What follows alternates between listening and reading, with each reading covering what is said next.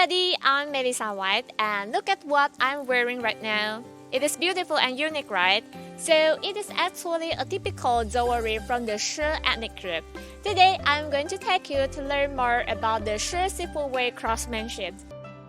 Right now I am making the tassel under the necklace. So it's actually very simple. You just only need to put it on here and then just cross it together.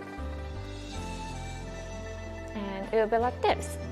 After this, you only make a hole on it, and then you only need to put it on the hole.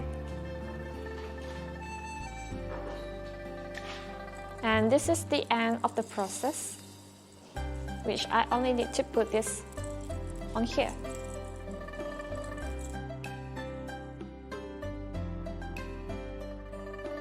Ta-da! I'm finished and this is my work.